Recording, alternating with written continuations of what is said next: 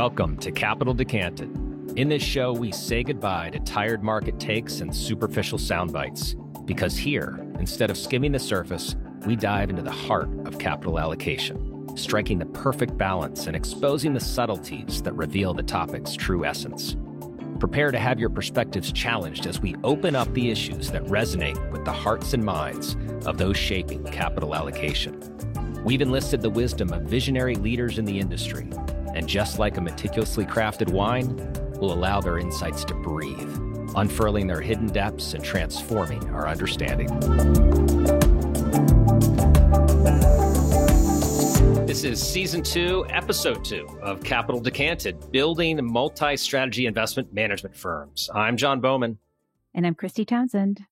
And we are your hosts. First, as always, a huge thank you to our returning title sponsor, Alternatives by Franklin Templeton. And again, we're so grateful they're back to partner with us with over 40 years of alt investing and over $260 billion of AUM. They're specialist investment managers of expertise across 6 different asset classes: real estate, private equity, private credit, hedge strategies, venture capital, and digital assets.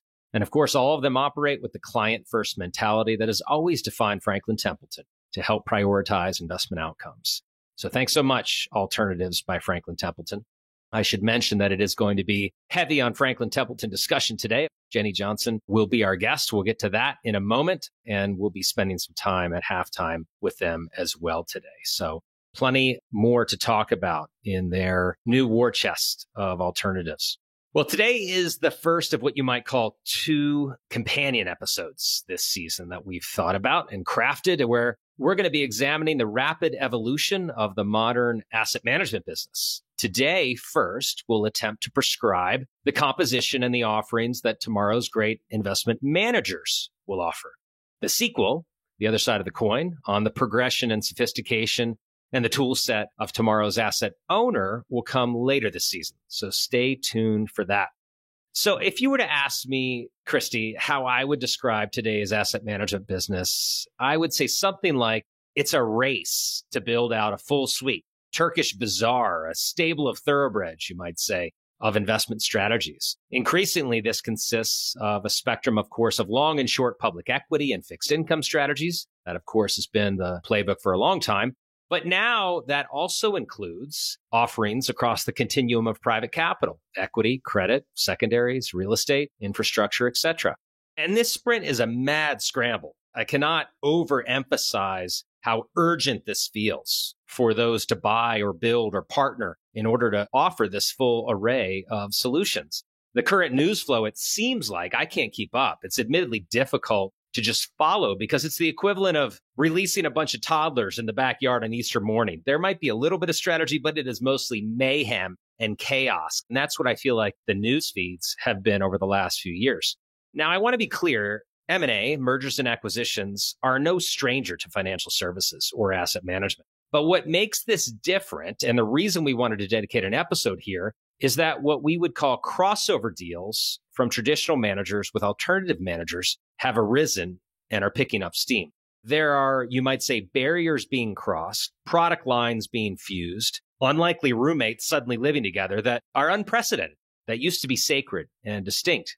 Because for several decades, certainly my whole career, traditional long-only mutual fund shops and institutional firms, they stayed in their lane. And idiosyncratic, complex private capital partnerships, they lived in a different world. There was peaceful coexistence and mutual exclusivity, and they did not coexist at the same cocktail parties, let's say. But over the last 10 years, through an explosion of activity and deal flow that we'll pick apart a bit today, those lines have really been obliterated. And in fact, it seems that no one is content any longer to live in their original lane. I just got back from a 3-week trip in Asia, and the respect for lanes looks less like compliant downtown Singapore these days and more like the anarchy of the moped traffic I recently experienced 2 weeks ago in Ho Chi Minh. The old rule books have faded away. There are folks weaving in and out, and it's hard to cross the street or to know where you belong. Identities and categories and labels have all been thrown out. But why?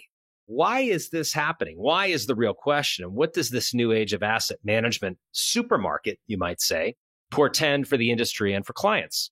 And I'm really excited to pick this apart with Christy, with all of you, and of course with our guests. So here's where that journey will take us today. I want to cover a couple topics in my segment first. First, a bit of a short history of the development of those distinct lanes that I've described and how a flurry of new activity has really evaporated them. And second, some suggestions as to why CEOs are pursuing this strategy with abandon, really to get to the more important question, not what's happening, but why is it happening? And then Christy is going to opine on how these changes have impacted investors, including highlighting, in her words, some of the surprising pros and disaggregating common rules of thumb that we as institutional investors have relied upon, have lived with, have assumed for perhaps too long. And she'll, of course, do that with the proper nuance that we always expect of Christy.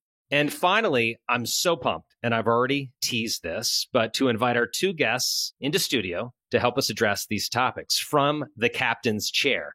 These are two of the most respected CEOs in the business, two leaders I've actually personally known and appreciated for a long, long time, and two firms that have been at the center of this transformative phase.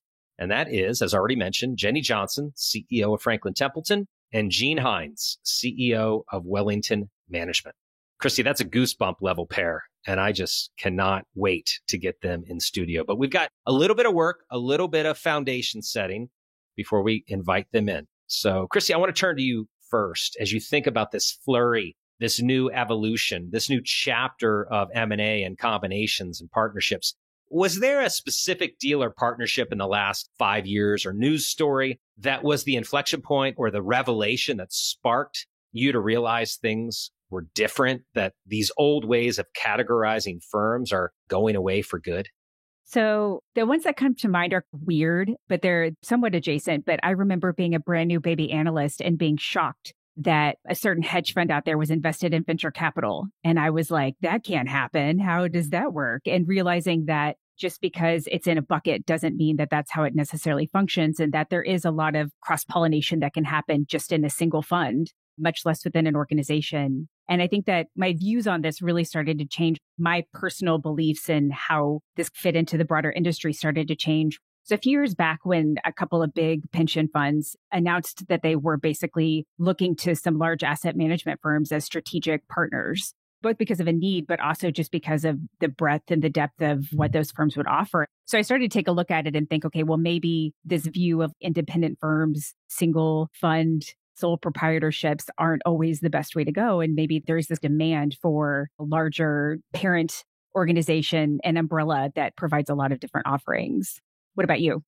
I think mine was probably, and we're going to get to some examples with this, so it would not be the most poignant or the largest or even, frankly, a acquisition per se, but it was probably Hamilton Lane's deal with Russell, because it was just two very opposite ethos and cultures coming together where we're going to take Hamilton Lane private equity capability and push it, distribute it through Russell's client service machinery.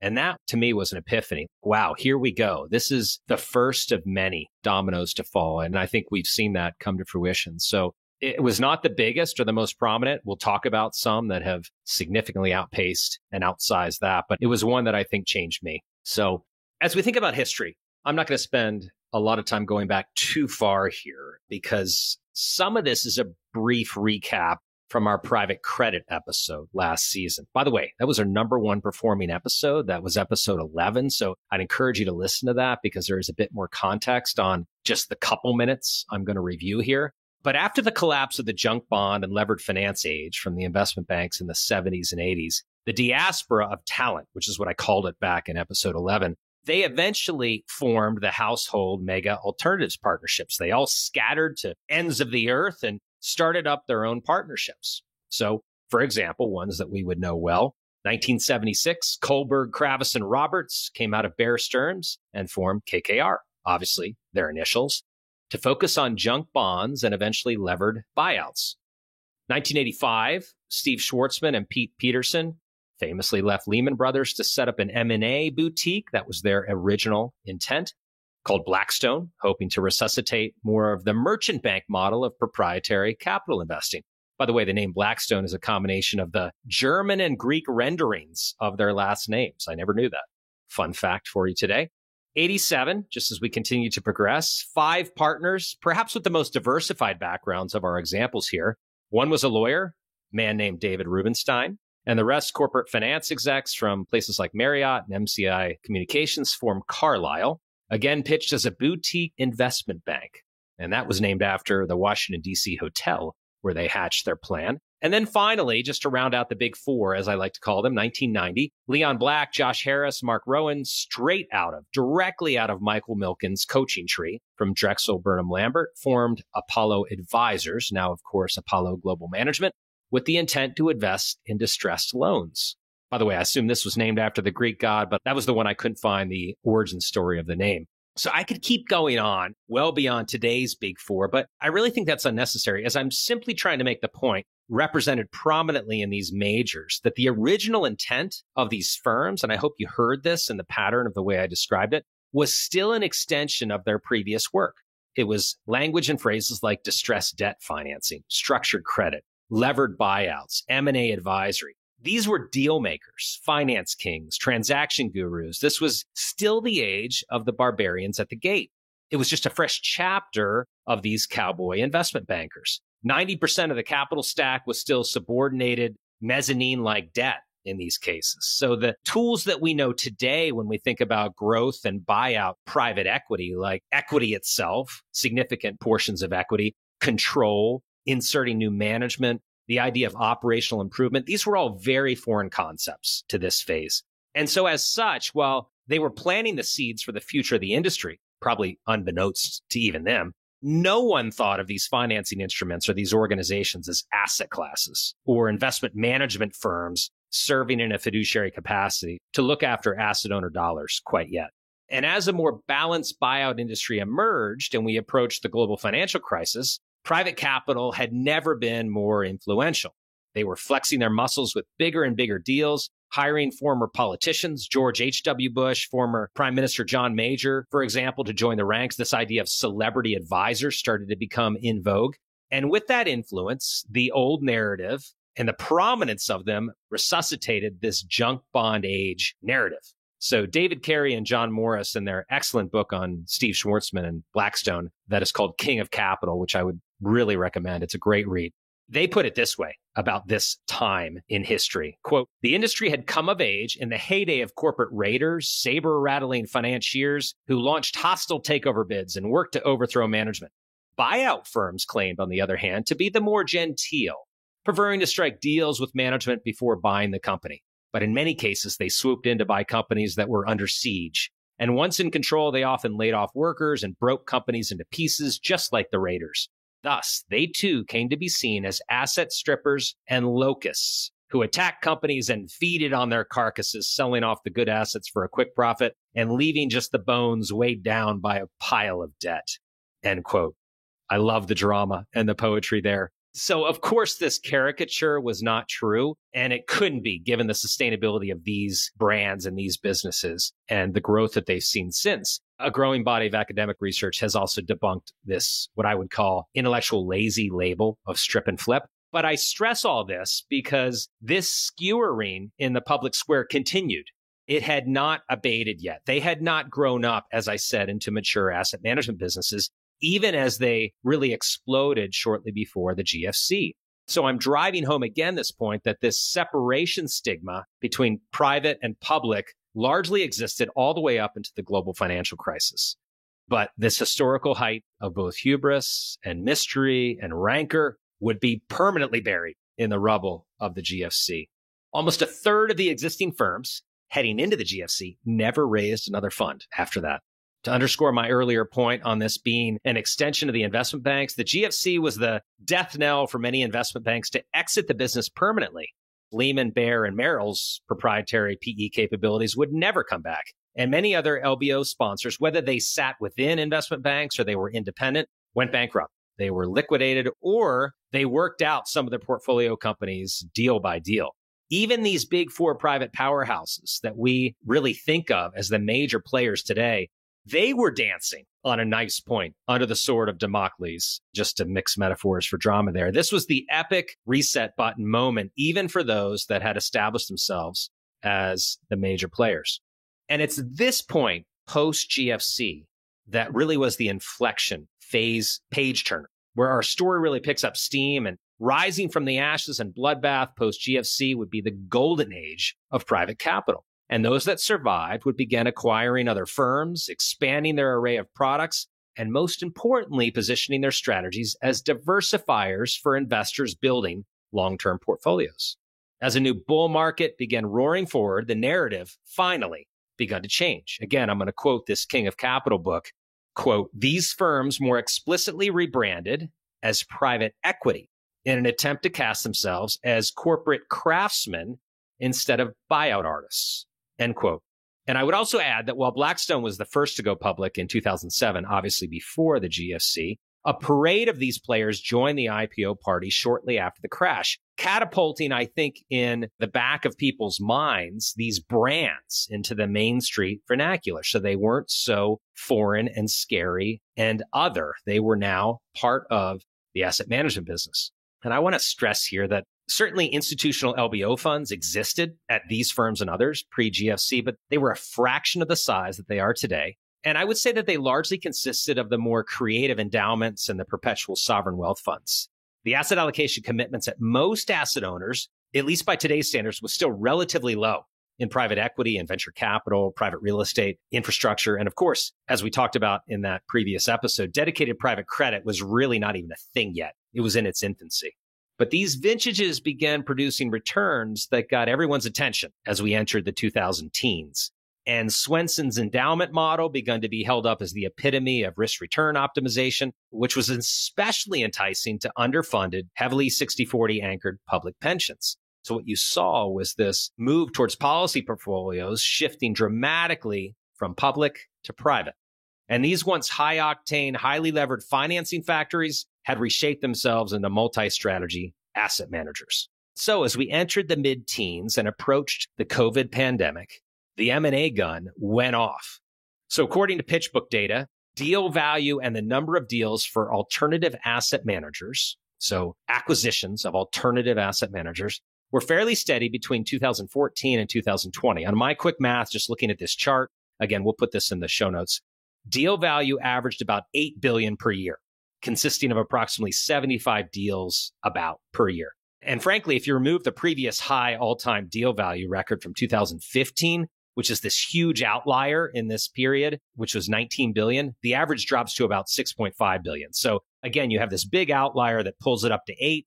You pull that out at 6.5, but let's just take the 8 for purposes of this discussion. Since 2021, however, those numbers have reset markedly. Deal value average has doubled to 16 billion per year. And that average only includes 2024 numbers through July. 2024 has already outstripped the aforementioned 2015 previous peak and is at 21 billion and still rising. Deal flow, number of deals through July, stands at 89, which is on track to easily eclipse the previous record on that metric, which was 2021 of 114 deals. So what are some of these deals? Some larger examples over this full period include Ares, who's been very active, purchase of Landmark and of GLP Capital Partners, TPG's acquisition of Angelo Gordon, Brookfield nabbing DWS, General Atlantic buying Actis, and EQT purchasing Baring Private Equity. But allocator CIOs and private equity shops were not the only ones salivating over the higher returns offered by private capital and the coming of age reputationally. Conventional asset managers, these are the fund titans and the institutional mainstays of the 90s and the 2000s, also were paying attention, especially to those higher revenues and the retreat of the capital markets ballast from public to private. And understandably, they didn't want to be left behind either. So in December of 2021, T. Rowe Price acquired Oak Hill Advisors, a $60 billion alt credit manager. Amundi, the largest European asset manager, picked up Alpha Associates, a multi-manager private capital firm. Franklin Templeton, under our guest Jenny Johnson today, has made a string of acquisitions in the last 5 years, spending over $8 billion themselves, largely to build, as I said earlier, a war chest of over $250 billion of alts AUM. As we say in every introduction of this podcast, you've got real estate with Clarion, hedge funds with K2, private equity secondaries with Lexington, and private credit with Benefit Street Partners. And I should mention in that period, they've also organically launched digital asset and venture capital capabilities. Our other star of the show today, Wellington Management, also has quietly begun building alternative capabilities. Shockingly, they launched a hedge fund strategy as early as 1994. And in 2014, they begun building and fundraising a homegrown private capital capability across venture and growth equity that is approaching 10 billion itself.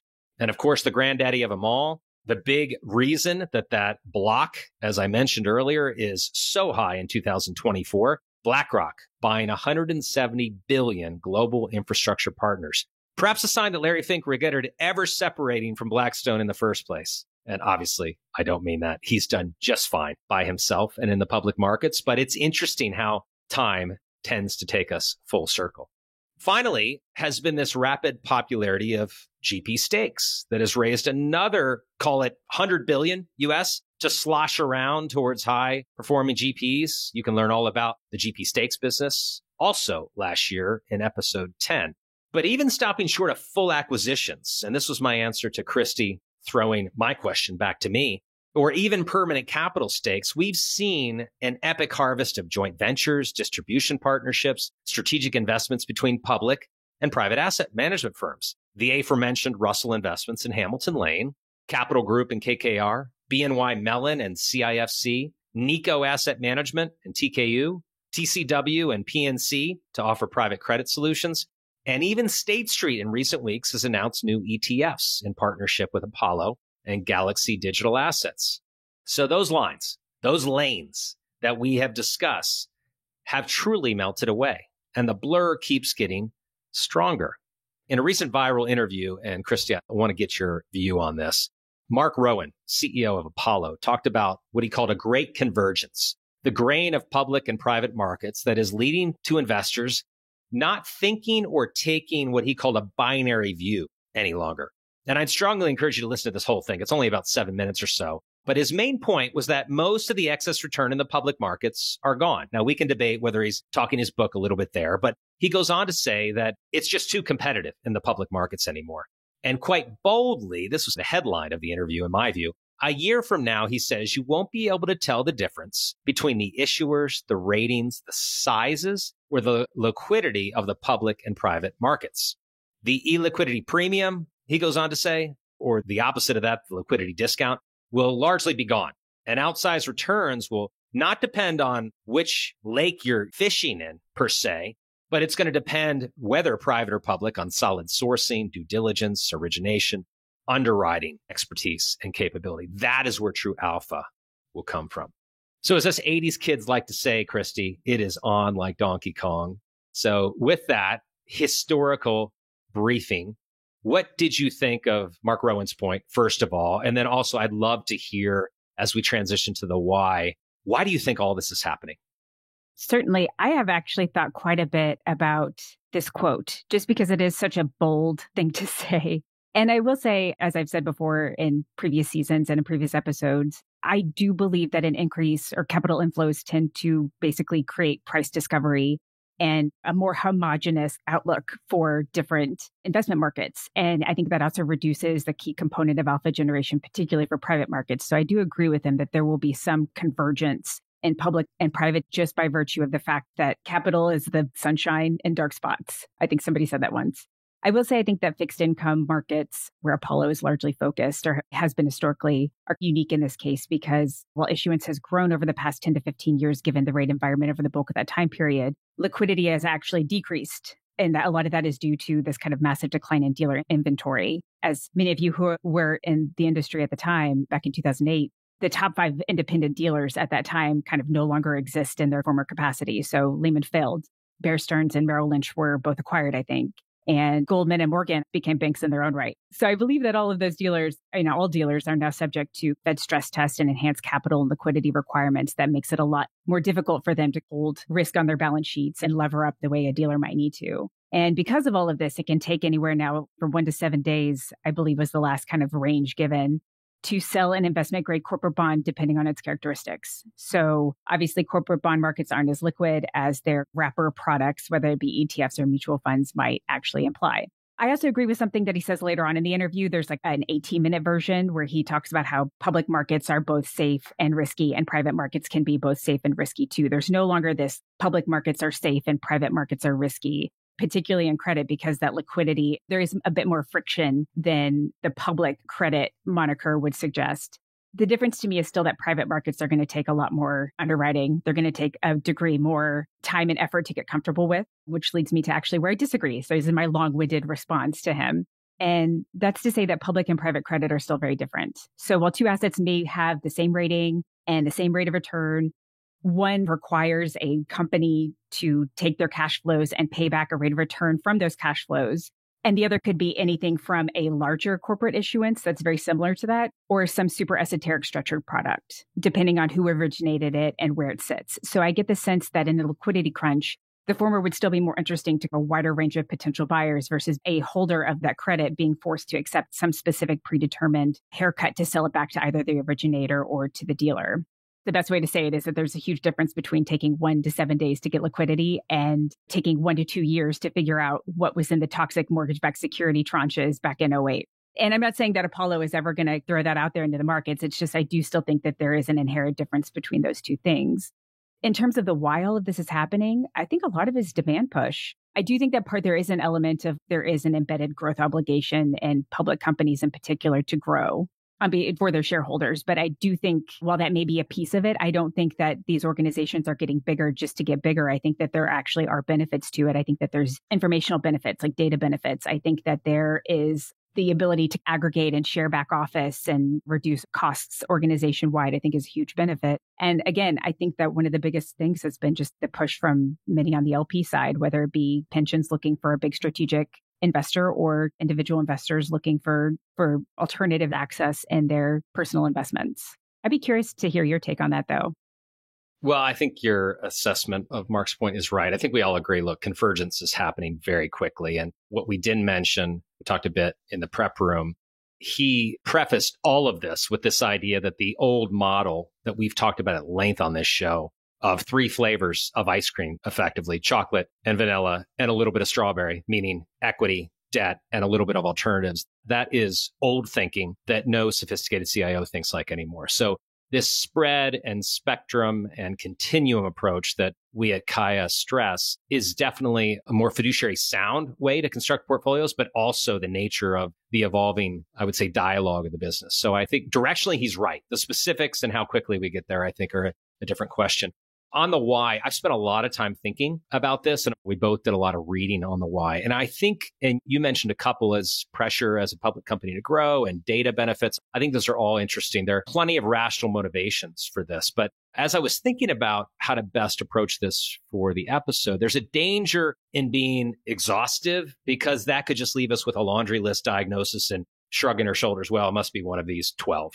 Some of the temporal reasons, in addition to what you cited, are succession planning and monetization opportunities. As that first generation that I walked through, that diaspora, as I called it, they are aging into retirement life. They are looking, at least a lot of them are looking for an out, as we talked about at length on the GP Stakes episode. And then, of course, there's the higher cost of capital the last few years, the fear of slowdown and public market structural returns, operational efficiencies. I think all of these are legitimate, truly. But honestly, cumulatively, I think they still fall a bit short. So I'm going to suggest to you, and I want to test these with Gene and with Jenny, that there are 3 main reasons, primary reasons, not the only reasons, but primary reasons for this acceleration in the M&A race. I don't think they're mutually exclusive. There's likely some combinations of all of these lurking in the minds of the CEOs that are doing these deals. But here you go. Reason number 1, strangely, to tell this story or make this point, I should say, I want to take you back to April of 1998. Speaking of capital sloshing around, so this is early stages of the dot-com bubble, telecom hysteria and huge multiples on the public markets, multiples that corporations could parlay into very large stock deals. And no one threw their equity around like Sandy Weil, the mercurial mentor of Jamie Dimon, and at the time, the CEO of Travelers Group, when he orchestrated a merger with Citicorp to create Citigroup, at the time, the largest financial services firm in the world. And the story at the time was a perfect marriage between manufacturing and distribution. Wall Street and the media called it the first financial supermarket. And Weil imagined a one-stop shop for the U.S. consumer, whether you were buying a house, saving for retirement, insuring their car, issuing credit cards, and then they could cross-sell brokerage and insurance to the banking customers and vice versa. they could offer everything. He famously had this great quote that they have built, quote, one hell of a candy store. So likewise, I use this metaphor or this analogy. Is there an opportunity to recreate this candy store for the LP? And you kind of alluded to this, Christy. It could be as simple as convenience, meaning they're under one roof, or it could get more creative, like packaging multi-asset class solutions, consolidating due diligence, administration, dare I say fees. Could there be an equivalent of the old unified managed account in the mutual fund space for diversified private capital asset classes, a preset package of diversified exposure to private capital? I think this is really interesting.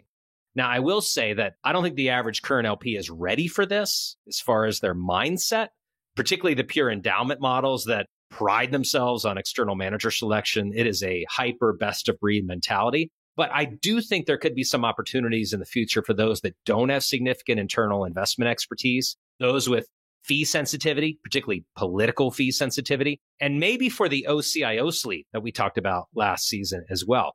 So that's number one, Sandy Wiles Financial Supermarket 2.0. Reason number two is a bit more simple. I've quoted these numbers publicly quite a bit, but just to review, Kaya's numbers have 150 trillion US of global investable assets, with about 15% of that, or 22 trillion, in alternatives currently. But while only 15% of total assets are allocated this direction, a Boston Consulting Group study in 2023 put revenues coming from alternatives at 50%. So let me say that again. 15% of the asset pie is allocated to alts, but 55% of the revenues comes from alts. So naturally, this is simply a revenue land grab. If you believe that this trend from public and conventional to private and complex is going to continue, as frankly most do, whether you're in a buyer seat or not, then you want to position yourself to take more share of that wallet. This is a little bit different than a one-stop shop for a single LP or a client, but it's rather just broadening your competitiveness with more offerings and as such, more revenue. And third and lastly, which I'm going to channel Sandy Weil again, this is about a powerhouse mashup of more diversified manufacturing with robust distribution. And this is particularly acute for the traditional fund houses as retail customers and high net worth investors have suddenly an insatiable desire for alternatives. We've written a lot about this. We launched an entire program called Unify to take advantage of this so-called democratization of alts. Our historical household names of Franklin Templeton, T. Rowe Price, Vanguard, BlackRock, Russell are getting tremendous pressure to package these asset classes into semi-liquid and registered funds for the masses, or they risk massive outflows of their core customer base that have been sticky for literally decades. So remember that 15% allocation to alts I quoted a minute ago. This is really interesting. And as we learned in our stats classes, this is the problem with averages, the mathematical methodology of averages. Because that 15% consists roughly of 30% or more allocations in most institutions, and then low single digits on the high net worth investor space. And the individual asset owner makes up about 50% of that 150 trillion. So you've got 2 to 5% of one half and 30 to 40% of the other half, and it just comes out clumsy at 15%. So to follow this math, if the average high net worth investor simply increases their allocation from the current 2 to 5%, let's say, of their portfolio to something still fairly modest from an institutional perspective, let's say 7 to 10% of their total portfolio, you're talking about a multi-trillion-dollar tsunami of capital flowing towards alts and a need of fit for purpose. And that is enticing, it's overwhelming, and it requires a significant shift and rebuild of the business model. So which of these is it? As I said, my sense is that it depends on the specific vision of each CEO and board, maybe even each deal. But there's probably a bit of each of these ingredients to justify some of this activity. We're going to let Jenny and Jean tell me how right or wrong I am on that, but that is my take. So, Christy, those are my two agenda items. My segment, I'd love to hand off to you because I know you've got some ideas on what this really means for the client and the larger industry. Thank you for that. And I think that this is an interesting topic because historically there's this idea that institutional investors in particular, as you mentioned, John, and active investors actually shouldn't seriously consider these more platform-based asset management companies. I'll expand on the rationale, the reasoning historically behind that in a moment. But I will say on a personal level, I've always thought, or at least more recently thought, that these rules of thumb used to justify their decisions to invest in certain types of companies or certain types of funds and wave away the nuance that's basically embedded in the broader manager selection decision. So this issue has actually become increasingly interesting and difficult based on everything you just mentioned as well, John, just including, I will say, the risk that your independent investment fund that you spend so much time and due diligence on is actually going to end up getting rolled up and acquired at some point, as has happened to many of us who have sat on the investment side.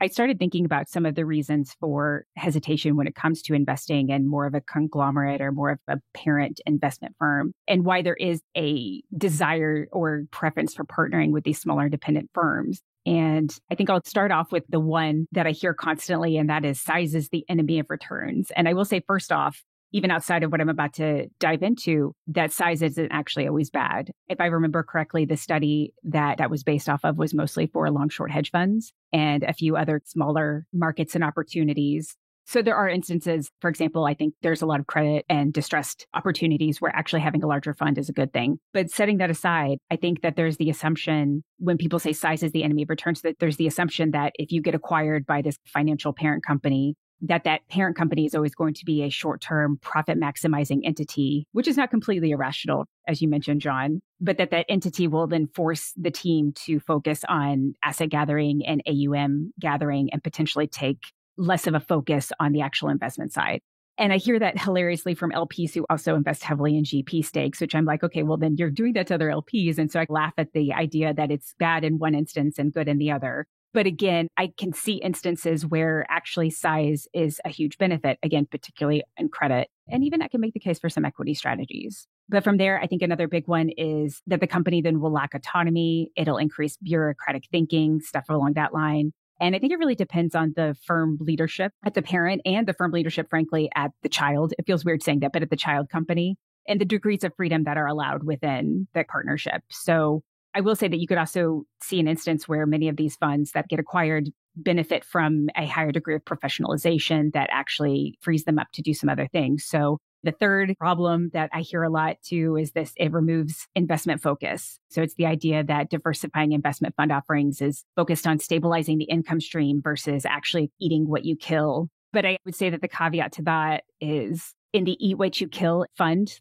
particularly if it's a single fund, in instances like October of 2008 or March 2020, as I have seen firsthand, a fund manager who has a significant amount of their capital in a fund can react very differently when they see their personal assets down 40%. And that is the only thing that they have their future riding on. It makes it much more likely for them to close shop and reopen in the future.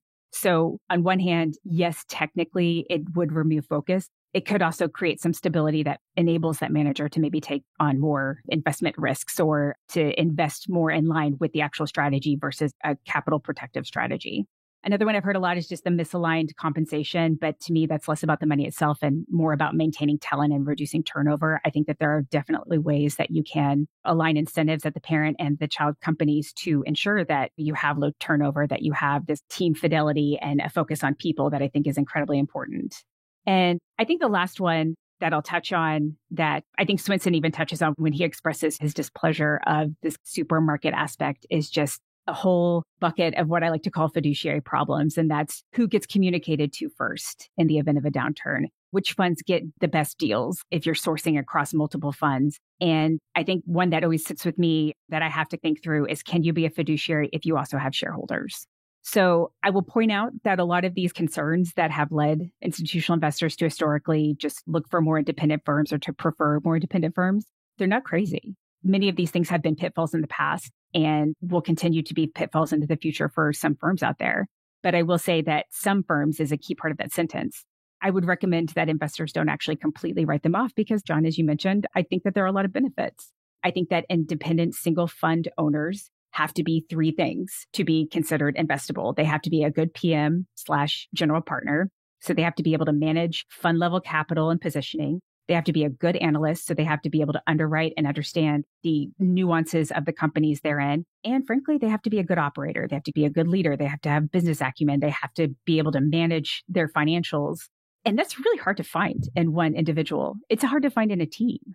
And it's really hard to find those unique skill sets within a group. So I think a lot of people will be like, oh, we found this. But when you really look at it, you start to see some holes in the story almost. You'll see where a team spins out of an organization, but then struggles to source investments, for example, because that's what their parent has always done for them in the past. So you really have to be aware of that team structure. And I think that one thing that a larger asset management firm provides is regulatory help, operations help, back office help, fundraising help, and actually can free up the investment team to actually focus on what they do best, which is invest. So I think that that's probably one of the biggest benefits that I could see to selecting a fund within a broader organization.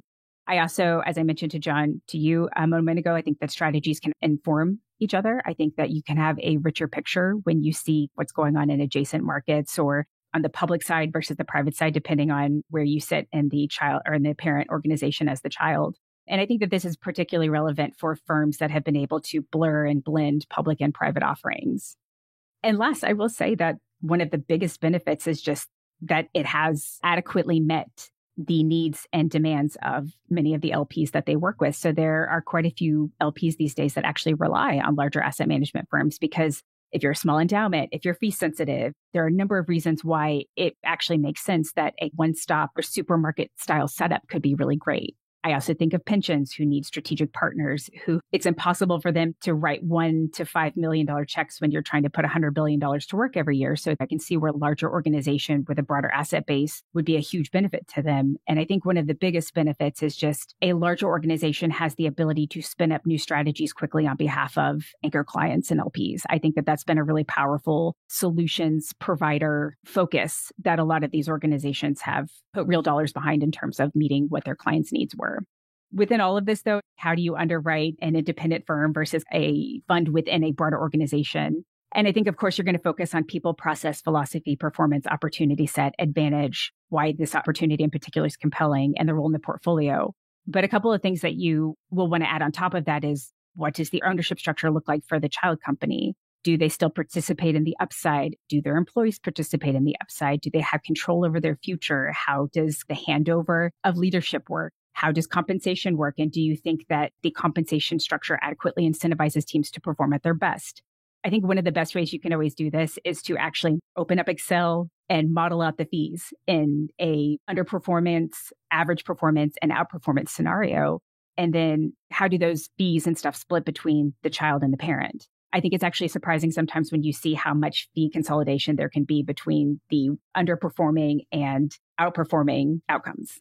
I think another big thing that, John, you hinted at in some of the acquisitions is there a culture differentiation between the parent company and the underlying organization. Do they agree on philosophy and risk? And then how much autonomy does the team have when it comes to investment fund decisions? Do parent company leaders comprise the majority of the investment committee? That's a huge difference between the fund professionals having autonomy, particularly because consensus can be a real killer of returns, as I have seen so often.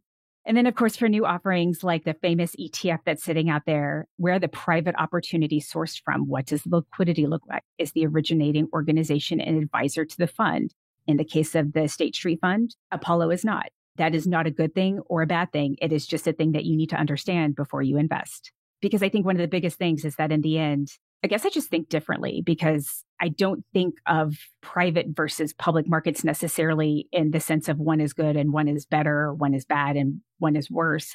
I also don't think of investing in privates for the sake of investing in privates anymore.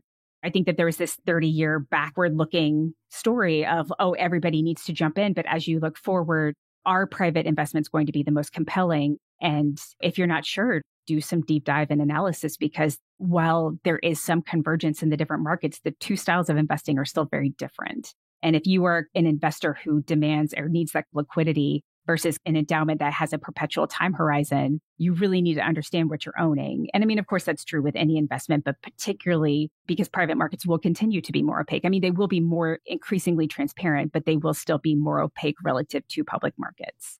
If nothing else, I appreciate that this restructuring in investments makes it more obvious that private equity is its own thing and private credit isn't its own thing. It's a relative range of investments where the broader umbrella is equity, and you can decide within equity if you want something that's more on the public side or more on the private side. So I do like that at the very least, this restructuring has flipped the switch in many investors' heads that it's not private or public, it's both. And within that, what are we comfortable with?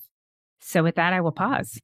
I think there's some really good stuff there, Christy. I think starting with your very first statement, which size is the enemy of returns, which is an old adage that is hotly debated. Interestingly, I think what perhaps makes some of these new strategies a little bit different is that unlike the original form of enemies of size of returns, this is not one fund has gotten so big.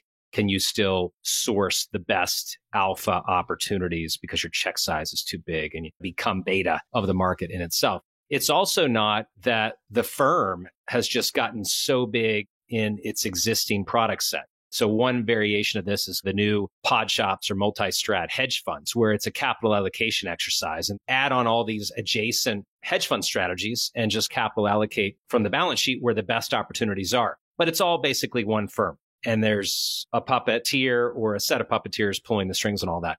I'm curious to ask Jenny in particular, can we have our cake and eat it too? Can you have the beauty of its own microculture, independence, focus on alignment of interest at the child level, to use your words, and still maintain this growth opportunity and diversification for Franklin Templeton as the parent? Can you somehow get that cute and strike a balance? And that's what I think these new modern forms are at least attempting to solve for. And then perhaps is a good segue. And we're going to get to Jenny and Jean in a moment to unpack much of what you've just described. But you mentioned this idea of knowing what you own, which is one of the things that Kaya cares most about. Part of the reason we exist is to make sure that education, awareness, transparency, client primacy comes before product proliferation and selling to sell, but rather investing on behalf of what clients need. And to do that, we've actually put together a special halftime session with Tony Davidow, who is a senior strategist of alternatives at Franklin Templeton. And we're going to unpack just that. How do we make sure that requisite education is built in to the culture and the DNA down through the distribution chain before we jump in to all of these idiosyncratic and opaque investments like you've suggested, Christy? So plenty of foundational level information there. I hope you've learned a bit. We certainly did in the study and the conversation. And we will leave it there for a moment and move to halftime with Tony Davidow. Well, welcome back to halftime at Capital Decanted. As we thought about our use of halftime this season, we spoke with Franklin Templeton, our title sponsor, about examining and exploring and having some dialogue about different sub-themes of where the industry is, and particularly the trend of democratization, this explosion and rabid appetite of wealth management professionals to seek access to other risk premia, other alternatives, but obviously with the right appropriate education. And it's that last point that we want to examine on this particular episode with my guest and good friend, Senior Investment Strategist at Franklin Templeton, Tony Davidow. Welcome to Capital Decanted, Tony. Sean, thank you so much for having me. Well, I thought I would start perhaps at a high level to level set, first of all, on just the existential importance of education. Kaya exists for this purpose. You have spent much of your career, certainly with different wrappers of corporations around you, but you've spent much of your career educating in different ways. Why is this such a fundamental tenet of an industry like asset management? I think it's a very basic question, but I think it's so important, especially in the alternative world, because of the complexity of it. But at the end of the day, informed investors are going to have better outcomes.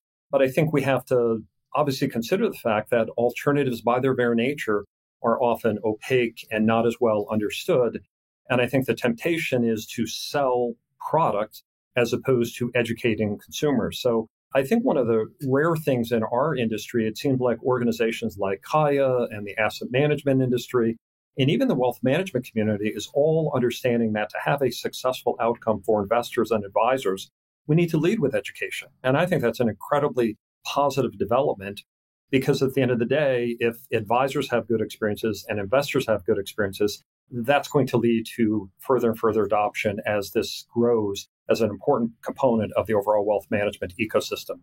I heard you say things like understanding and overcoming opacity and the ultimate purpose, the why are we here question, regardless of where on that value chain, which agency you are role playing within this ecosystem, it should always come back to the client and investor outcomes. And so that ultimately is always our North Star. And perhaps to build on that answer, Tony, as we zoom in on this massive trend that I know Franklin Templeton and you have both written and worked hard to kind of address, of moving, as I said in the opening statement, alternatives, making them accessible to high net worth investors, perhaps even the populace, retail investors. There is a certain sense with education and product development of a balance, a creative tension. As a fan of Kissinger, a détente. And if those get out of whack, if one gets too ahead of another, we've got problems in the industry. I'd love your thoughts. I'm sure the listeners would benefit, Tony, from where you think we are in that balance or not, and where we are progressively in the journey of educating the larger high net worth asset owner in both the benefits, but also the risks of alternatives. And if I could maybe take just a little bit of a step back and say that I think this is a key inflection point for our industry. And there are three primary drivers of that. One of them, I think the market is demanding a more robust and reliable playbook. That's just factual. You need better tools to provide better outcomes. The second one is what I think you refer to, and that is these product evolution, which is making these products more available to a broader group of investors. But I'd offer the third lever really is critical, and that is you have to have access to world-class managers. If you don't have access to world-class managers and you deliver those institutional type capabilities, it's really not going to work. It's going to be a failed exercise.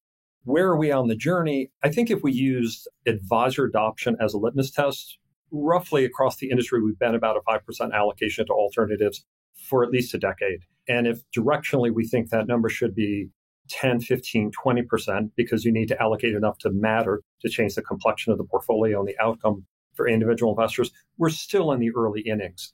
But again, I would rather go slow and do it right as opposed to rush to get everyone invested and then have a mismatch in expectations. And John, I think the biggest mismatch in expectation that you and I have talked about quite a bit over the years is this whole notion, if we're investing in private markets, they're illiquid investments. And individual investors need to think of them as long-term investments.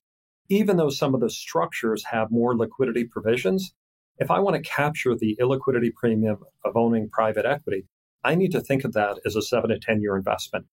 That's changing the mindset of the advisor and in the investor. So again, we're still in the early innings, but I think if we do it the right way, we're going to have a long lasting experience as opposed to doing it the wrong way, selling it as a product where people are going to be disappointed along the way, and it won't be a good outcome for anyone. I think that's really well said. And I think in many ways, your opening statement of that answer about a broader palette of options could very much be a slogan for Kaya, and very much an amuse-bouche to all these episodes we're trying to expose. And I think give investors options to deliver on their hopes and dreams and client goals in a way that gives them a broader tool set to achieve that. And certainly we would echo what you said very well, which is we'd rather go slow and do it right than rush and find that we have to clean up a mess after. So Tony, as always, it's great to check in with you. You always provide a certain very clear sense of wisdom on the importance of the client and education, and we're grateful for your time today. Thank you so much for having me, and I enjoyed listening to your program. Keep up the good work there. Thank you, Tony. And decanters, stay tuned. We'll bring our guests into studio next. Well, welcome back to Capital Decanted. And as promised, I'm now here with Gene Hines, CEO of Wellington Management, and Jenny Johnson, CEO of Franklin Templeton. Welcome to Capital Decanted. Great to be here. Thank you. Great to be here. Thanks so much again for taking some time. I know the listeners are in for a real treat, as I've said. As you know, we've spent some time picking apart and teasing out the history of our industry, of which all of us have taken part in. And I thought I would start with Jenny as we continue this historical retrospective before we dive in and zoom in on Wellington and FT specifically. But one of the things we spent a lot of time, Jenny, in the introduction is talking about this major shift in what I would call the lanes or the lines in which we typically operated. Pre-GFC, I suggested in the intro that folks that were in a traditional mutual fund camp or institutional equity camp like Wellington largely were content to stay in their lane. Public funds stayed in their lane, and private equity and hedge funds were these idiosyncratic partnerships that were their own thing. There has been a massive shift post-GFC, and particularly that's picked up steams in the mid-teens and as we've approached COVID in the larger ecosystem that has accelerated this cross-pollination, this multi-strategy build-out race. Were there inflection points or specific triggers in your mind that started the flywheel spinning faster? Yeah, I think a couple of things. I think Gene would agree. Our core mission hasn't changed. Our job is to help people to achieve whatever their financial goals are. And historically, that was much easier to do, I think, staying in the lane of the public markets. And what happened with the GFC is you had a couple of things. You had a real push towards higher capital requirements for banks. So today, banks just don't lend like they used to lend. And honestly, they preserve their capital for their biggest and best clients. So there's been this huge void of ability for businesses, real estate developers, others to go out and get capital from the banks. So that's been filled in by the private credit markets. And that's obviously grown dramatically. So if you're looking for fixed income solutions for clients, you have to look in both the public and the private side. And then the second thing I would say is, and it can be for a variety of reasons, whether it was zero interest rates or whatever, but there's much more capital now available in the private markets. So you see companies, because the regulatory environment has become more restrictive, you're in times of great technological advances where companies need to invest. And sometimes there's pressure as a public company to focus on your quarterly earnings. So you see companies waiting longer to go public. So in 2000, it was 3 years they'd go public. Now it's 10, 12 years before they go public. So those early years of growth appreciation is happening now in the private markets. So you look at that and bring your solutions to clients. You've had to say, gosh, we can't leave out half of America from being able to get those early returns. We should be thinking about how we can bring those to everybody. So I think in order to meet that mission of trying to help people achieve their financial goals, you have to play in both lanes. And I would add, Jenny said the regulation created the private credit market. I think if I go back a little bit earlier, it really was when the SEC rules changed and it made it much more onerous and difficult and costly to be a public company. So it didn't happen right away, but within 10 years, it really did shift the landscape to people choosing to keep their companies private much longer. Building on both of those comments reminds me of something John and I were talking about before, and that was this recent interview that Mark Rowan at Apollo gave, where he talked about this graying of public and private investments, and specifically that in a year from now, investors won't view these decisions as a binary, and he believes that you won't actually be able to tell the difference between issuers, ratings, sizes, liquidity, et cetera. So, Gene, what are your thoughts on that sentiment as a forward-looking asset manager? I have listened to his podcast and I agree with parts of it. So if you take it at first principles, more of the economy is in the private market. More companies are in the private market, more debt and lending is in the private market. So if that's the case, it used to be almost entirely in the public market. So you will see a greater percentage of the investing world be in the private market.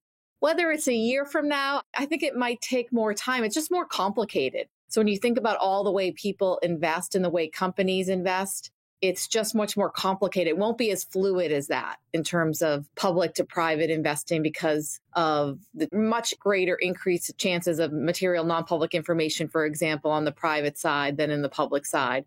So all of that will make it more of a linear march towards having it become more fluid. But I do think the direction of travel is that eventually people will say, well, I want fixed income. And Jenny mentioned this. I want fixed income. It's not going to be what's in their private bucket and what's in their public bucket. It's going to be what's in their fixed income bucket and what's in their equity bucket. And that will happen. I don't think we're seeing that at all yet, but I wouldn't be surprised if you see endowments and if you see eventually, maybe later, you begin to see retirement thinking about it that way. Gene, I couldn't agree with you more on both the timing comment as well as I think it first happens in fixed income because I actually think you're going to start to see fixed income research teams not delineate themselves as public versus private because it's going to be about what origination. And by the way, in private credit, I think most private credit firms would tell you how they handle their underwriting is just as important as their pipeline of origination. Are they in those conversations with the companies early on when they're making a decision around debt? And the conversations will be, do you want to go to the public markets or do you want to go to the private markets? Let's talk about the benefits of each. And then that analyst will be in there weighing both. And frankly, today, it's so big as far as the private markets. If you don't have knowledge of that space, it's literally like you're managing and trying to do research with half the information. So I think you definitely see that convergence and you see it earlier on the private credit side. I do think that we have to be careful, particularly on the equity side, that we treat it as just a simple bucket of, do you want to do private or public? Because the reality is average private equity fund doesn't start paying cash flows out till year 8. They were a 10-year fund. Some of them went 12 years. Some are even now having a trail of 15 years. You better be sure in your investment portfolio that you could withstand not having access to that money for 10 years. Now, I think what Mark Rowan is also thinking is, well, you're going to have other types of liquidity means that come in. And sure, we as an industry are all committed to trying to create those and be creative on the vehicles, but it doesn't exist today. And let's face it, if you're a financial advisor and you put a client and it's not suitable and their assets are tied up for too long, you're going to have a suitability issue with the regulator. So being really thoughtful, and I think it's much more difficult in the equity side than it is in the credit side. I'd agree with all that too. I think the spirit is absolutely right. The timing we could quibble about. And I think to be fair to Mark, the larger context, just given Apollo's DNA, is that this starts in credit. And I think the premise of the statement that we're quoting is that it's really hard. And I think you can say this about equity too, but it's really hard today to create alpha in public fixed income any longer. It's a lot of beta. So to your very first point, Jenny and Gene, delivering on the retirement promise or on the actuarial outcomes, where are you going to find that return? So I think it's at least a well-timed and I think well-articulated statement about convergence. Again, the timing, of course, will be determined how fast we go. I can't, John, let go by the active versus passive in that one comment. I just have to make a comment on it because I realize it's been really hard. In momentum markets, it's so hard for an active manager, especially when you have to deal with things like concentration risk, to actually outperform a momentum market. On the other hand, I have to describe the difference between passive and active. If I said to you, go buy the cheapest car that you can get to get you from point A to point B, and that road was well paved and straight, you'd get a car with no extra whistles. But if your journey includes a mountain pass and a snowstorm, you're sure going to wish you paid up for those extra safety features on a car. And that is what risk-adjusted returns are. That's how an active manager is thinking. So usually people's investment journey and savings journey doesn't include always a straight road. Well said. Good reminder. Jenny, one of the illustrations I used as we started to unpack the why of all this M&A, the why of all this race in the introduction was a story about when I was a very young analyst in the mid-90s and the infamous, maybe not as big as AOL and Time Warner, but a close second, Citicorp and Travelers. And good old Sandy Weil, I'll never forget the financial supermarket story. And he had this great quote, "We're going to build one hell of a candy store."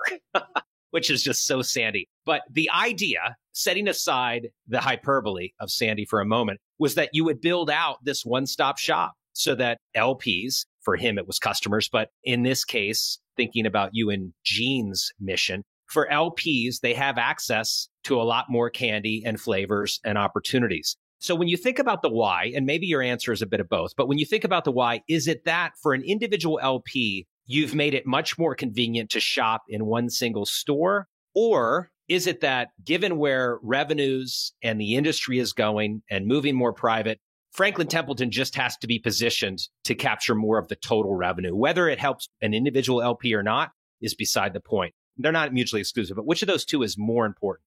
So, look, I think from the institutional channel, they're actually used to shopping manager by manager, and they don't do the supermarket type shopping as much. So our approach, we have both organic alternatives. Our venture business is totally organic. I think, Gene, your privates is organically grown. So that works great too. And we also have acquired some, which we think we had an opportunity to acquire best in breed managers. So on the institutional side, a lot of those relationships stay one-to-one. And there definitely is a benefit to being able to talk at the house with a broader book. But they're still going to be shopping more broadly or more one-to-one. In the wealth channel, you definitely see distributors reducing the number of firms that they're working with. And they like the idea of being able to have more capabilities and still work with fewer managers. So I think that that's a strength. But I think the most important component of this is the fact that in a time, just take AI, the amount of expertise in trying to hire people who are AI specialists, as well as the data that's required,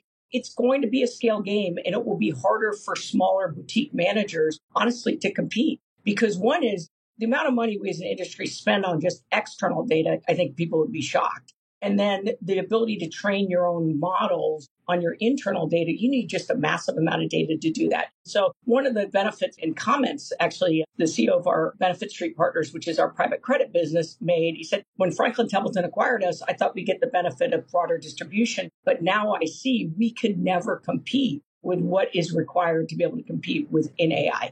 So I think there's a lot of different benefits to it, but I think both organic and inorganic can work, provided you have cultures that mix. I do agree with that, but I also maybe have a nuance or a caveat that in the end, particularly on the alternatives, both on the hedge funds and in privates, because the fees are higher, you have to deliver returns. So I think technology, AI, all of that is going to help you deliver returns. And then there's a part of it where scale is not a benefit. I often think of the analogy of the industry that I covered for my career, the pharmaceutical and biotechnology industry. Half of innovation happens with small companies because there's no scale to innovation. In some ways, I think the same thing. There's definitely scale to marketing. There's definitely scale to, you need a certain amount of R&D to compete. You need access to capital to compete. But in the end, I think it's very similar on the private side and the alternative side. Small boutiques, which are part of what we have as good of a chance to generate those returns as big companies. And perhaps if you're not organized, which I think both Wellington and Franklin Templeton are organized this way, if you're not organized in a way that allows the teams to create those outcomes in alpha, then it's going to be really hard to have anyone, no matter what your scale is, have the product. So I would agree. Our approach is that the investment team stays independent. So that's where you're getting that boutique innovation. But Jean, even for your alts business, I'm guessing as you guys are doing more in AI, you're a very large manager. Your ability to go buy data is going to benefit them outside versus their size. So that's more of what I mean. I totally agree with you. Keeping that the boutique independent mindset of the investment team is very important because there is an entrepreneurial component of it, but on a broader platform to be able to provide resources, honestly, including just technology investment too, I think is going to be really important. And that's going to play to the managers that have more scale. Totally agree on that. And Jean, I would actually love to build on that and take a deeper dive on your specific approach, because I get the sense, having experience in the industry, that people often think of Wellington as the pinnacle of a fundamental, long-term, disciplined equity analysis specifically. So it may be surprising to many to learn that you actually launched a hedge fund in 1994. And as Jenny mentioned, you actually built out PE capabilities, I believe, back in 2014. So why did you make the decision to build internally versus buy, and how has that approach really played out? So one of the things, if you look at Wellington in 2024, we have long equity, long fixed income, long short, equity, credit, macro, and now private equity and private credit. So I think the hallmark of Wellington, we used to be known as an equity shop. When I started in 1991, we were known as a U.S. value equity shop. So we were pretty narrow. And I think over the decades, we expanded into all kinds of equity in the 90s. And in the 2000s, we expanded into fixed income. Half our assets now are in fixed income. So that might surprise many of our listeners. We're pretty balanced now. And then, as you said, two things. One, we launched our first hedge fund 30 years ago. I actually ran long short money for 20 years as an investor. And over the last 5 years, we've been really deliberate in our hedge fund business and bringing it from good to great. Really making sure, and this goes back to Jenny's scale, making sure that we have the technology, the risk, all of those things that help you deliver great hedge fund returns. And we're doing it in our own way. So making sure we have all of those capabilities and then hiring investors across those disciplines. So we've been in the business for 30 years and shifting and trying to bring it from good to great.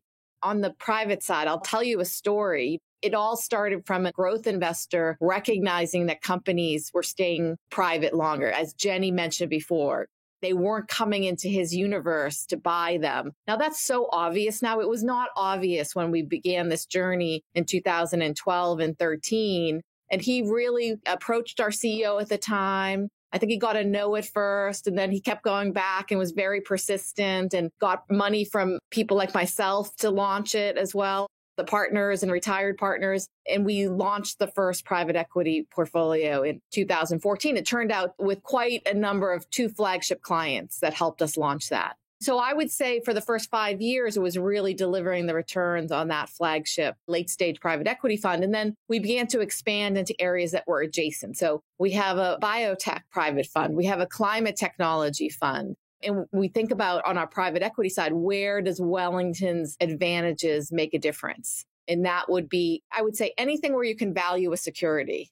I don't think we're going to go into buyout. It doesn't really make sense for us. We don't manage companies. So we invest in companies. We're really, really good at that based on that fundamental research. We have a roadmap of where we could expand over time if we can attract great investors in those areas, in those sectors.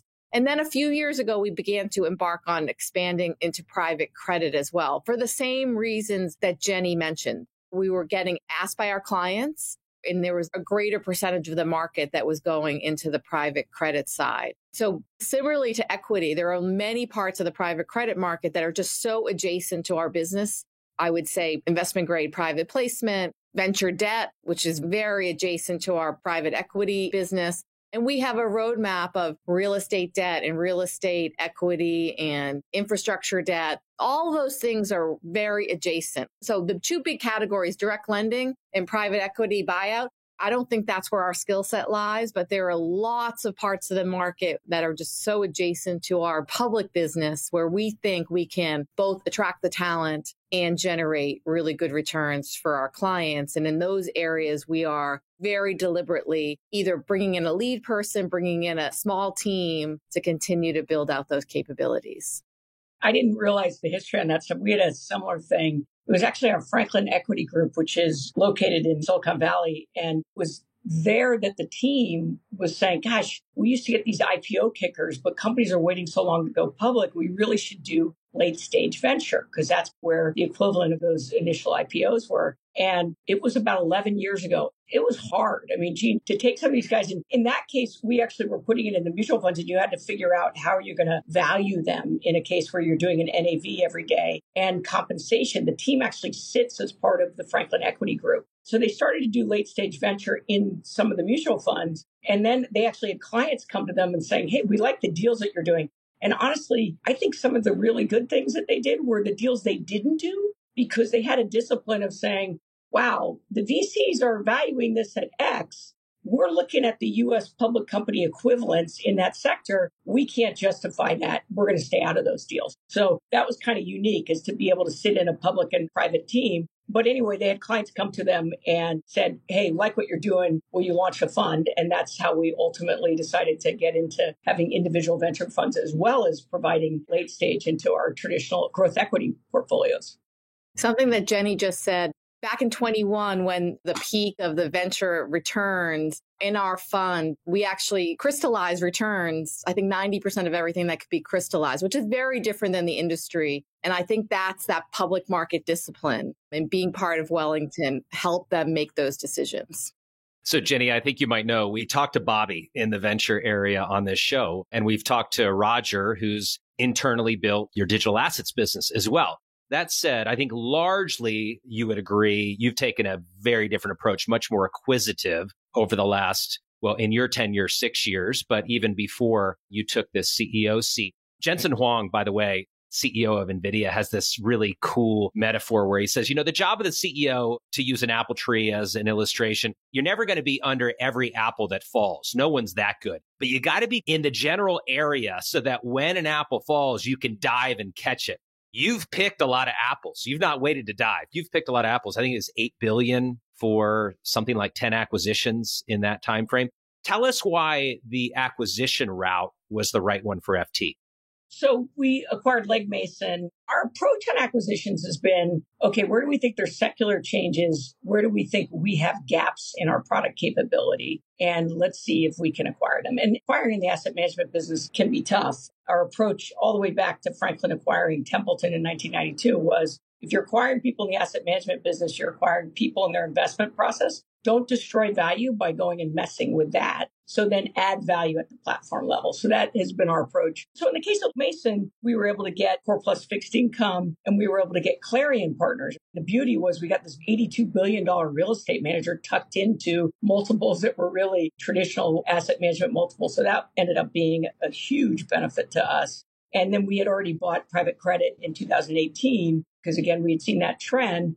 And then private equity was tougher for us with the multiples, but we were able to get secondary PE. And as it turned out, we could not have timed that better. So we bought Lexington Partners really because you've had $6 trillion deployed in private equity, about $150 billion deployed in secondaries, not that many big funds out there. And a need right now, we thought it was just a 2022 issue, but what's happening is these funds are not able to monetize the tail. The LP sitting there and they haven't gotten the same distributions and realizations historically. And the manager wants to launch another fund. They don't want to lose out because there's such a divergence between top performing alts managers and bottom quartile performing that if you're in a top performing alts manager, chances are they're oversubscribed. So you've got to be able to participate in every fund or you're left out. So what happens is they come to Lexington Partners. This is a real transaction. State Pension said, I need $1 billion out of my portfolio in 30 days. So you need to have somebody who's aware of all of the holdings, can go in and essentially say, I'll take Apollo Fund 4, Silver Lake Fund 5, whatever they are, and pick their portfolio and be able to negotiate a discount and close it. And so because of the dynamics of both 2022 and the slowdown in realizations, it's just been phenomenal for us as far as Lexington. That would have been incredibly difficult for us to build on our own. And if you didn't do these things early on, then you sort of miss that. It'd be hard, I think, to compete today. Gene was doing it years ago. Our venture team got into it years ago. In places that we didn't build it, I think it would be hard for us to actually get scale and compete in the market today. And I do think we're in a funky phenomenon right now where you probably have, I'll call them zombie PE firms, who are just not going to be able to raise money. Oh, by the way, it was hard not to perform when cash was zero. So now cash is not zero. And if you're holding these companies longer and you have any leverage on them, it's tough to be able to compete. And yet it's a business that kicks off cash flow so you can survive for a while. But I do think we're going to have a dynamic where you're going to see over the next 5 years of flushing out of those who can't really add value. And Gene, you used the word adjacency a couple times to talk about the evolution, the justification as to why it made complete sense for you in 2012, 2013. On paper, however, I would just suggest that I think when most people look at the cultural challenges, the sourcing talent, sourcing deals, underwriting process, the network that you have to have in order to make it happen, when you think of our old world in the 90s of public equity long only versus a private equity team, I know Michael Carmen and his team have made that as smooth as possible, but that's usually a very different world and sea that you're playing in. How did that team make that transition and overcome some of those hurdles? So I would say, well, we had great leadership on the team. Michael Carmen is the one who built it. We started off, actually, everyone that worked on that. The one decision we did make is that any private investments we were going to make were going to be made in private vehicles and not in the mutual funds that we manage. We did at the first, but then we made that decision. I think that was a good decision for us. That helped us focus. But at the beginning, it was investors that had come from the public investing, and they did a little bit of both public and private investing. And we also then made the decision a few years later that anyone who was going to be in the private investing was going to be dedicated to private. So people had to choose. Did they want to be dedicated to the public markets or do they want to be dedicated to the private markets? And people actually chose both. Some stayed in public and some went to private.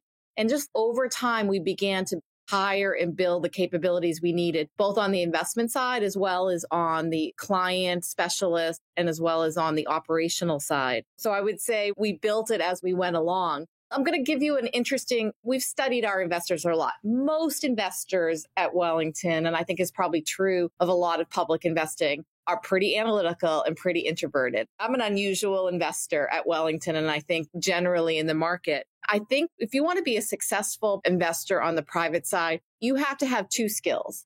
Not only the deep analytical skills to understand and analyze fundamentals and companies and both the financials, but you also have to be a networker.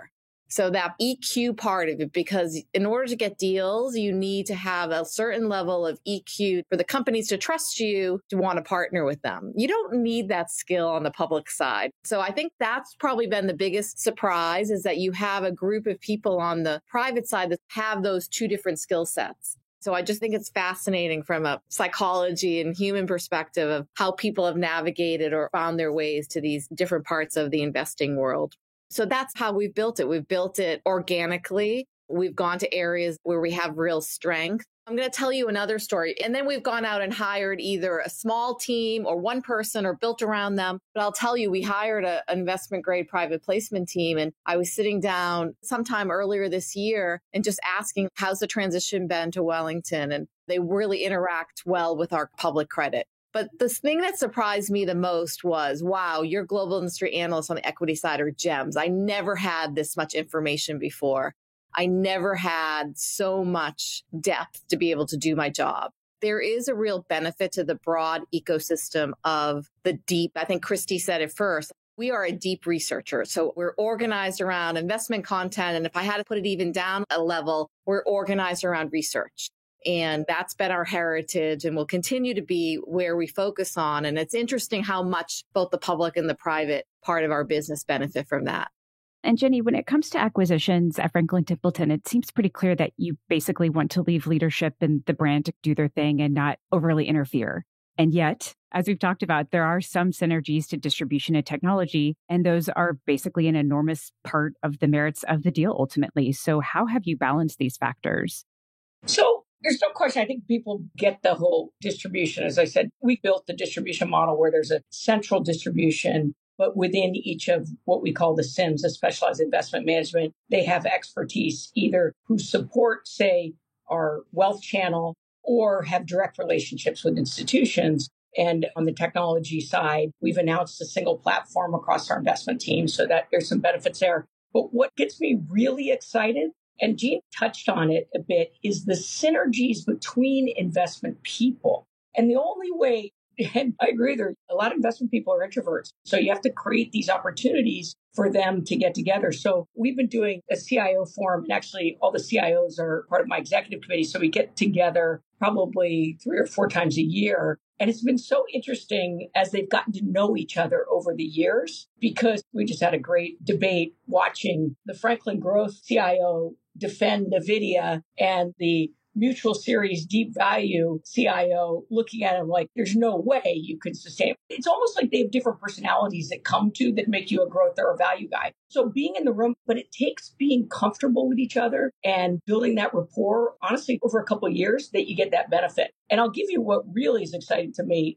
It's when they actually come up with new ideas. So Benefit Street Partners, our private credit manager, has about $10 billion in real estate debt. So they're like, gosh, if we end up foreclosing on a property, the best we can do, because we don't manage properties, is we just have to go sell it. And now you're just going to get whatever the market liquidation price is. We should talk to Clarion Partners, who manages properties, and just talk about ideas of how we should think about that. So they started to have these meetings, and they both were finding value because Clarion was getting more insights into the credit side of how the real estate market is right now, because it's obviously been a challenge, particularly in office. And in that, they identified that, hey, most of the real estate development has been happening at the regional banks. They were the big lenders. But post SVB and post office, which has been a real challenge, they're not able to lend like they were lending. So there's become this real dearth in real estate loans. And to give you an idea of how bad this is on the office side, I heard about a transaction where the firm bought it in Chicago 2019 for $400 million, put $50 million in tenant improvements, borrowed $300 million from a bank, handed the keys back to the bank, and the bank sold it for $105 million. So just think about that. So banks don't really have to market as long as the keys aren't handed back. They just have to reserve. So a lot of banks are saying, no, let me roll the credits over. But that means there isn't the same capital available for new credits. So they looked at this and they said, all right, this is an interesting opportunity. We should talk about creating a real estate debt fund, which they think can yield 10 to 14%. And then they went to our multi-asset manager in our traditional business and said, you're trying to yield a 7% return. maybe you should do an allocation here. He negotiated a fee holiday, so it's great for his clients, and allocated $500 million. So we're going out with a brand new strategy with $500 million completely organically came out of the CIOs just getting to know each other. No product person was involved. So there are synergies that I think firms who are able to get that 360-degree view of the capital markets are going to benefit both in the information as well as product opportunities. Well, I have to tell you, Gene, you've just given me a huge relief and an excuse as to why I wasn't a very good analyst, because I'm way too extroverted for that. At State Street, they must have been like, can we make this kid tell stories, get him away from the models? It ain't working. So I appreciate that. Gene, I want to start this with you, perhaps counterintuitively. I'm sure Jenny will have some things to say about this, but given your institutional ethos, I'm curious how you've thought, or how the partners have thought about this huge democratization trend towards the wealth management area. On most studies, the average high net worth investor, as you probably know, is 2 to 4% alts versus 30 to 40 on the institutional side. So when we think about the next 10 trillion of alts that will be flowing towards capital opportunities and needing new types of semi-liquid products and registered opportunities, that tsunami is enormous. Is Wellington thinking or positioning themselves for that onslaught? So, John, I'd make a few points. I think you're right about the fact that right now, first of all, I'll say our privates business in particular, as well as our hedge fund business, we've always sold to the wealth channel. But it's really been, like you said, at the high net worth and the ultra high net worth. I think I read a statistic recently that says only 6% of advisors have all of that 2 to 4%.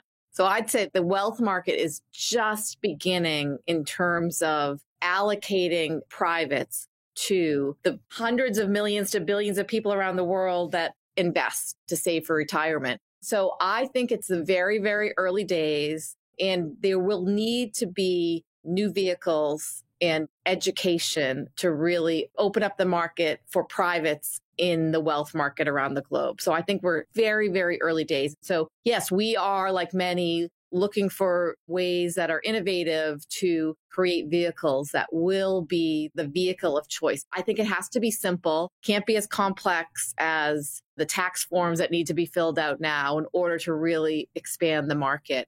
Jenny did say this, I think, in the very first question. When you think about 20, 30 years ago, almost everyone around the world had access to the economy to invest. And that's not the case today. It's not the case today because so much, as we've said, of the market is in private investing, both on the credit side as well as on the equity side. So when you think about fairness to people who are trying to save for retirement and their ability to have returns, I think that it's going to be inevitable that everyone should have access to privates. But I think you have the vehicles and then fees will have to change over time. So how all that will happen will be determined, but I think the trend will happen that more of this private investing will go into the wealth market around the globe. Janie, I know you've been busy on product proliferation recently on that front. Do you want to just quickly talk a little bit about that?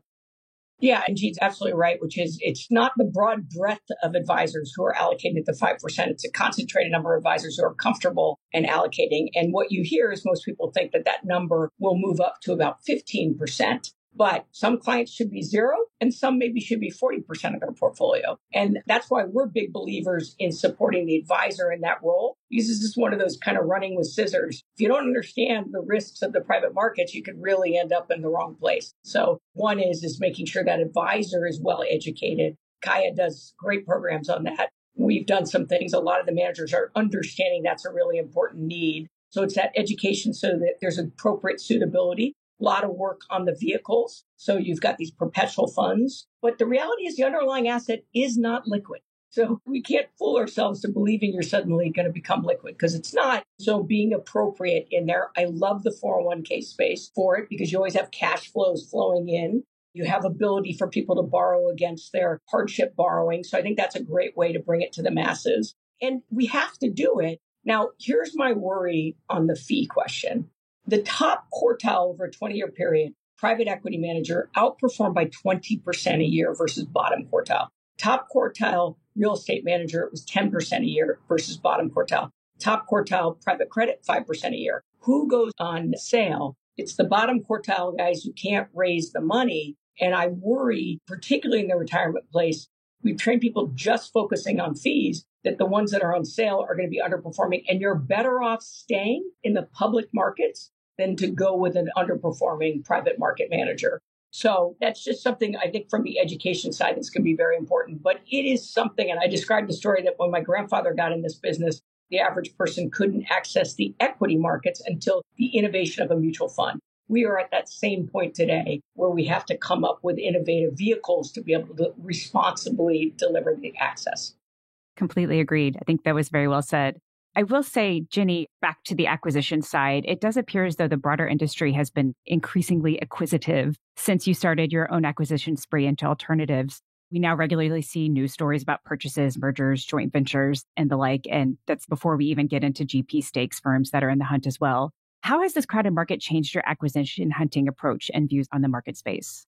Our view has always been on the acquisition side to fill in needs. And I think our plate is very, very full. The only place that we would potentially have described still being open is infrastructure, because I think that's going to be a big area. We actually have a team that we just brought in to do infrastructure debt. So we'll also try to grow it organically. And that may be the best way to do it. I think it's hard. I think kudos to Wellington as a partnership for seeing this early on, because I think that in the absence, if you don't have a currency to go acquire, you do partnerships and you don't get the same synergies that Jean's sort of talking about between her team and the public equity team that just creates value and insight in a partnership that's sort of an arranged marriage. And again, I go back to that scale question. I think it's the boutique manager on a large platform that's going to have the advantage because of the needs to make investments in technology, AI, and other things. That's going to be the winner in the long run.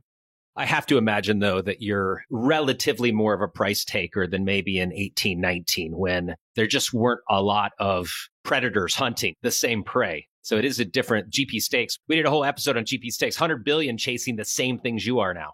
I got to tell you, honestly, I don't know how some of the traditional managers who haven't already done this are going to be able to do it just because of the price differential. When we got Benefit Street Partners, it wasn't a beauty contest. They had a deal. They thought, well, maybe it'd be interesting to be with Franklin for distribution. They said, if you meet this price, you can have it. So we were able to get that. I already mentioned Clarion came embedded in Legg Mason. And then Lexington, we certainly paid full price. But I got to tell you, because of the perfect timing of it, it's actually brought the acquisition multiple down to a really, really nice level. So I think it's very hard if you haven't been on this journey already for some years to actually be able to catch up now.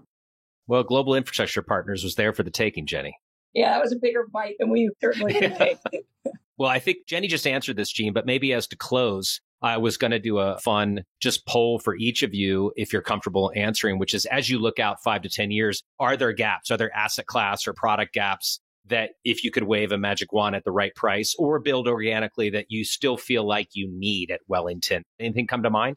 I would say a couple of things. Jenny mentioned it. I think secondaries is an area that is very adjacent. It's about valuing even buyout or securities. And I hope we can build it and be competitive. I think we can. I think we'll build that organically, and we could do that across many parts of the secondaries market. And Jenny mentioned it. I think it was a $150 billion market. You just have to believe if privates are going to go democratize, the secondaries market is going to grow a lot.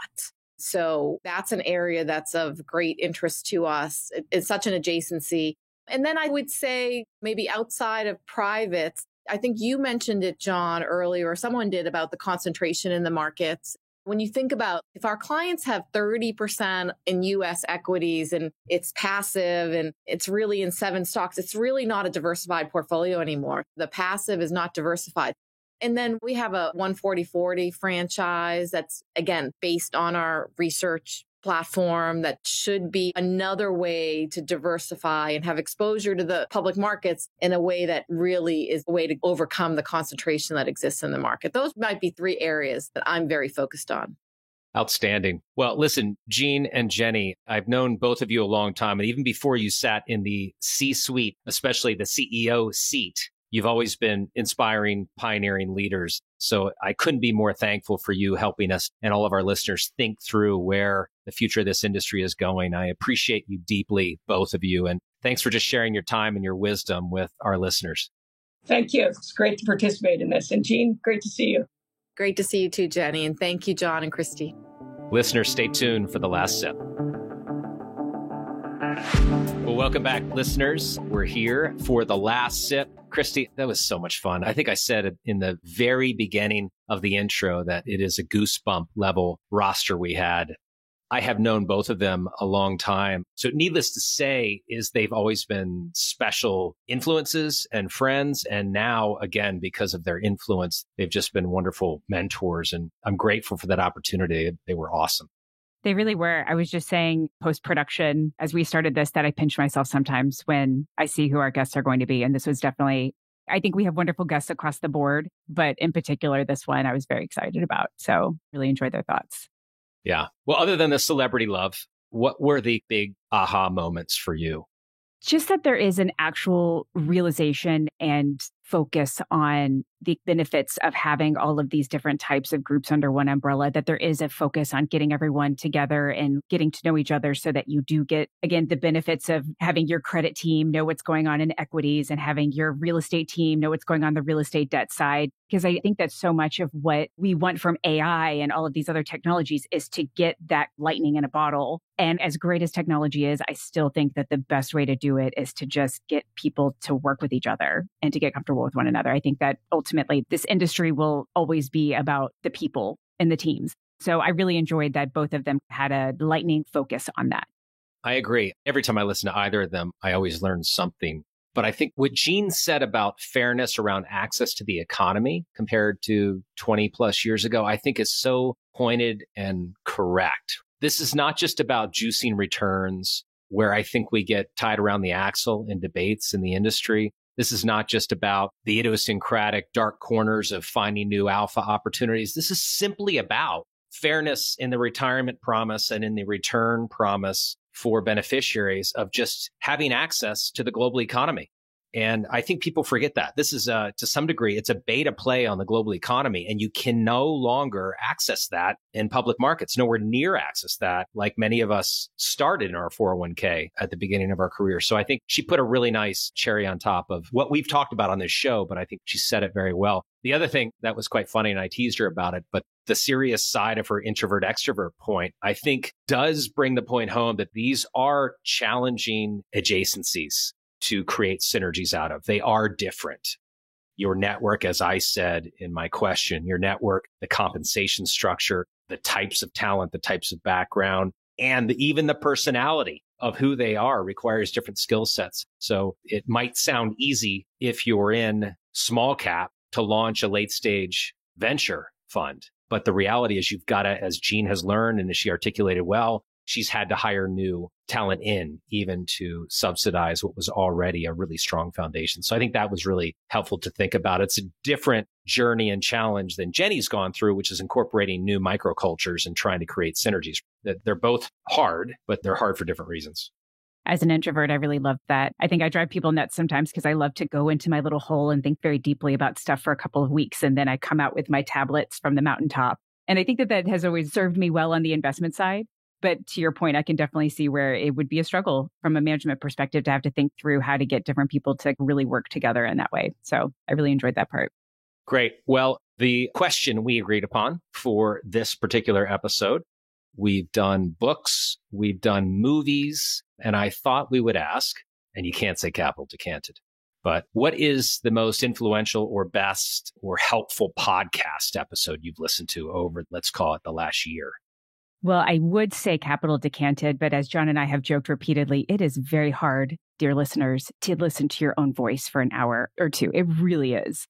So beyond that, I'm actually in the process of finishing up a blog post or a deep thought piece on artificial intelligence and finance. And within the past couple of days, the BG2 with Bill Gurley and Brad Gershner came out, and it's an hour-and-a-half conversation with follow-up with the CEO of NVIDIA. And it's actually really interesting. And I think one of my favorite takeaways is that there's this discussion around how AI is going to basically take away everybody's job. But the reality is that in addition to the tech, the CEO of NVIDIA is talking about how they plan to increase headcount by 25%. So there's this disconnect almost between the reality of how AI is going to be used going forward from the people who are sitting in the center of all of this versus how it's being positioned by scaremongers and media and such. So I really enjoyed the podcast. I highly recommend it. There are parts of it that are technical, which also, if you're intellectually curious, could lead you down a couple of different rabbit holes as it has for me. But I thought that it was very well done and very interesting. Well, what a trifecta, those three. That must be a really good one. I've heard all of them speak, but not that one together. I was thinking about this. I have a few podcasts that are on streaming that I rarely miss an episode. And one of them is Founders. It's David Senra, and he basically reads biographies, mostly biographies. And actually, the one I'm going to mention is one of the few exceptions. And he gives an audio summary, and it's just outstanding. And he's read so many of these that his connections and the similarities over the years, even across generations of founders, are just so enlightening. So this one in particular, as I said, was not technically a biography. He's read a ton of Steve Jobs biography, but he reviewed a book called Insanely Simple, The Obsession That Drives Apple Success. I actually read this book about 8 years ago, but I listened to his summary, which was in May, and it was just so timely for me as this CEO transition picks up and we start to think about new strategic plan, new marketing campaign, new or variations of slogans and identity and ethos, to use an earlier word. His obsession and intensity with breaking messaging down to the very essence. And if there's any fluff, any excess, eliminating it. That no one can handle, customers that is, can handle more than one simple message at a time. And frankly, employees can't either. He talks a lot about how this also defined the way he would communicate with subordinates. Now, he wasn't exactly the warmest leader, so that part of the podcast was less interesting to me. But as far as the way he thought about his ads, which, as we know, are iconic and perhaps some of the best, most recognizable of a generation, just really, really strong. Henry Ford said something similar. He said, the most beautiful things in the world are when all excess weight has been eliminated. And I think some of the great founders and leaders and product designers just are driven rigorously by this idea of, I need to get everything else out of the way. Elon Musk talks about first principles. Can I eliminate that part, get that feature out of there? You're complicating your language. What are you trying to say? And I think it was a really good lesson, really good reminder. This is the second time I listened to that same episode. So I highly recommend that. Again, Founders in May. I just added it. There you go. Going to be listening to it once we drop off. That's awesome. All right, friends, Decanters, great being with you. Hopefully you learned a lot as we did, and we will see you next time on Capital Decanted.